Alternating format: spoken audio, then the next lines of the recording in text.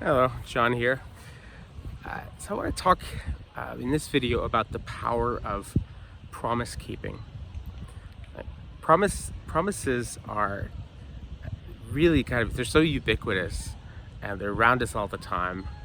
I think we often sort of don't realize how interesting they are. And I think the first time I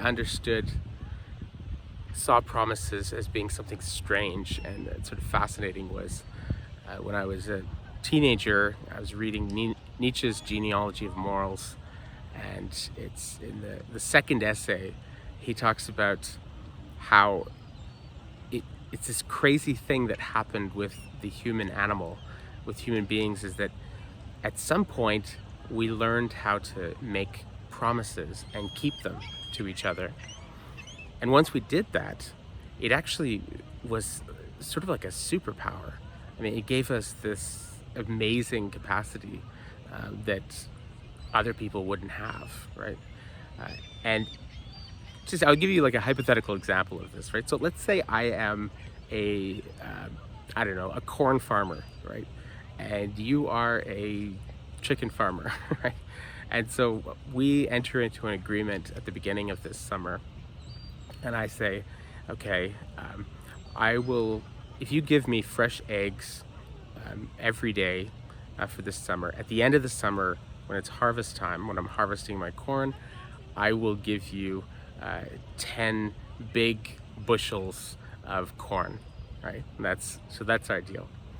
Now, all sorts of things can happen over the summer which might make that deal less favorable, right? So maybe, I don't know, my entire family goes vegan, and so we no longer eat eggs, right? And so I don't need your eggs. But because I made that agreement, I still need to give you 10 big, bushels of corn at the end of the summer.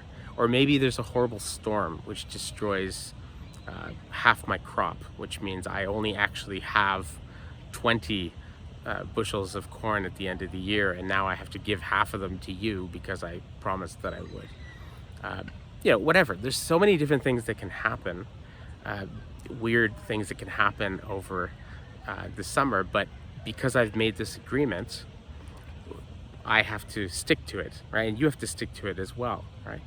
Now, what you do when you make a promise to somebody else is you are actually limiting the freedom of your future self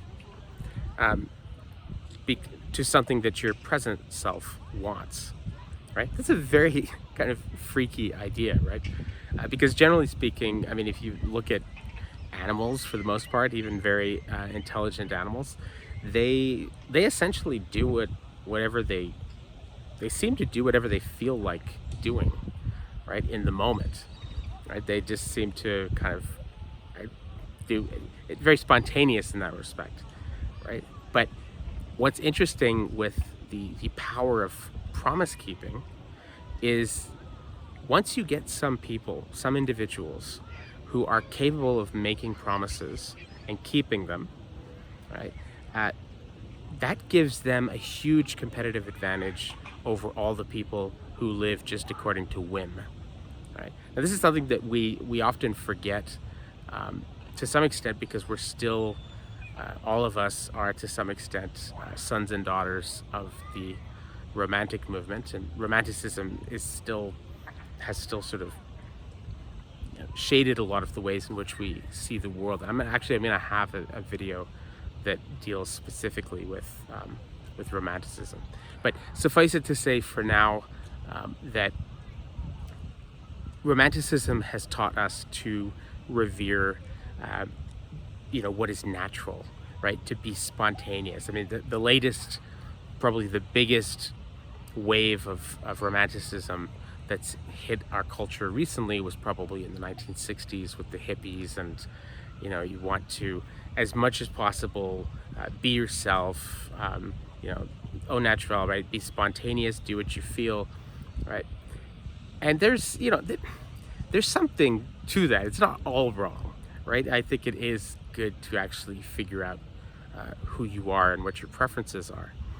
But in terms of actually living according to whim, That doesn't seem like freedom to me at all, right? That seems like actually almost like a kind of, uh, you know, not slavery exactly, but it it's not a free life. I mean, if you look at people who are just totally incapable of regulating their emotions and their actions, and just have absolutely no filter whatsoever, and are incapable of controlling themselves, like they have no impulse control. That does not, the people that I've met who are like that, they don't seem like very happy people at all.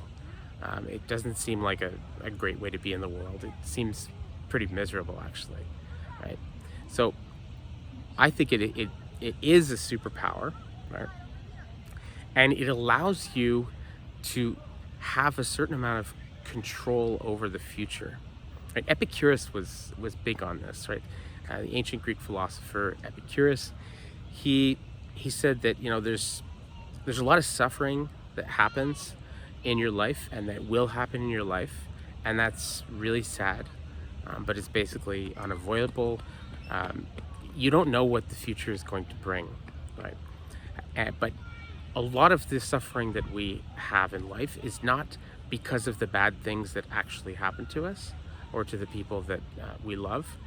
A lot of the suffering that we have is our anxiety about bad things that could happen. So we stress out about like all this shit that hasn't happened yet. Like we stress out about losing our job, about losing our relationship, about you know, getting cancer, or like losing people and things that we care about. Like, and so all of that anxiety about future suffering, Epicurus says that actually, by the end of your life, if you add up all the suffering that was a result of like actually bad things that happened versus all the suffering that was just you stressing out about bad stuff like that hasn't happened yet, he says like way more of our suffering comes from the anxiety.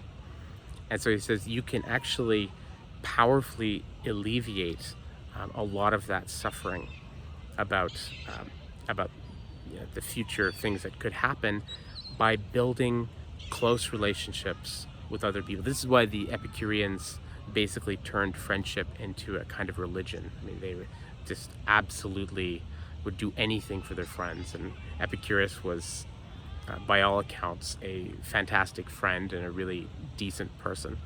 But for him, this was like a well thought out philosophy. Like he really had it. So he said, if you form connections with other people where you agree to have their back and be there for them in the future when they need it, right? And they agree to do the same for you, then that, once you have that kind of that network of support surrounding you, it means that you're not as fearful about the future anymore, because you don't know what's going to happen in the future, but you know that you're not going to have to face it alone, that you're going to have people there for you, right? Now, how you do this is actually quite simple, right? And it's so simple that when you think about it and you start sort of think about its implications, I don't know, for me at least, I felt sort of stupid that I hadn't put it together earlier. But you know, there's this certain kind of person, you probably know this person, you ask them like, hey, do you want to hang out on Saturday night? And they say, yeah, sure, that'd be great, right? But then, you know, at least 1 out of 2 times, they call and cancel on Friday, or they cancel on Saturday morning, and then they make up some excuse. Oh, I'm not feeling well. Oh, my stomach hurts, or something, you know, whatever. They come up with some excuse, and then sure enough, you know, Sunday you like see pictures on Instagram, and they went to like some other party and they hung out with like somebody else and did something else on Saturday night, right? And you realize at that moment, like, oh, okay, this person basically, when they make a promise to you, like, we're gonna hang out on Saturday night, what they really mean is, I'll hang out with you on Saturday night as long as something better doesn't come up in the intervening period, right? If something better comes up, well, I'm gonna bump you for that thing, right?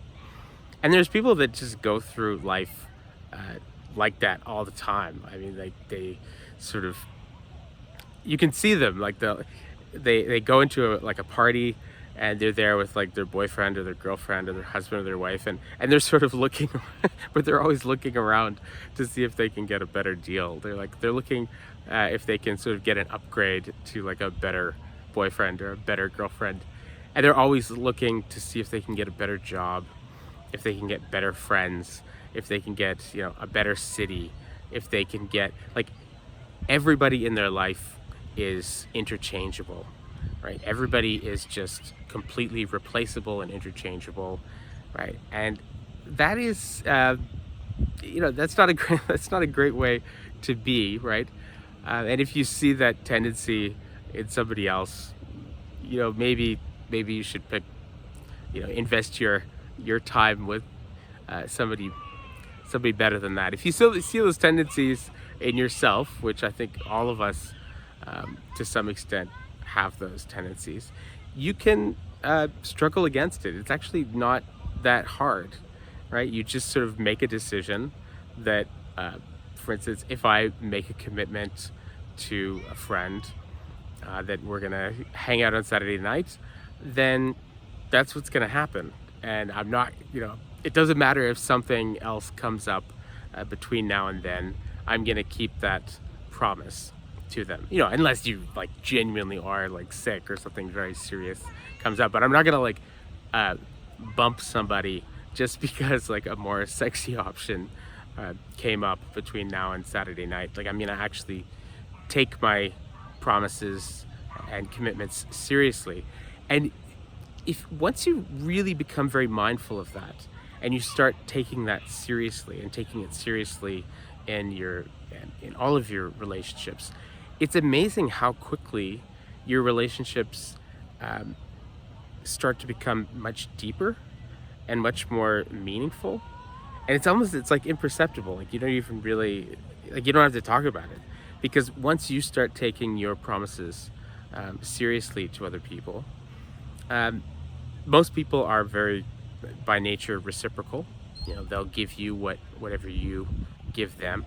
And so generally speaking, people will start being like that to you back, right? And that's when you start feeling like you can really count on somebody, and they can really count on you, and that your relationship is not just something that is convenient or easy at the moment, that it actually means something, right? And this is the essential truth about promises, right? Promises are made, you know, the old expression, right? Promises are made to be broken. Well, that's pretty cynical. I wouldn't say promises are made to be broken, but I would say promises are made precisely because they can be broken, right? We make promises to each other about things that, because we know that we might not feel like doing it in the future, right? I don't need to promise you that the sun is going to rise on Mount Royal tomorrow. That'll take care of itself. I don't need to promise you that I'm going to eat tomorrow or the next day. I like to eat. I'll be eating tomorrow. Don't worry about that. There's all sorts of things that take care of themselves, right? We make promises precisely about things that may change, where in the future we may not feel like doing that thing, right? But when we decide to do that thing anyway, right, even when we don't feel like it, that gives us this, you know, wonderful superpower where we can control the future to some extent. All right, that's good for now. I will see you tomorrow.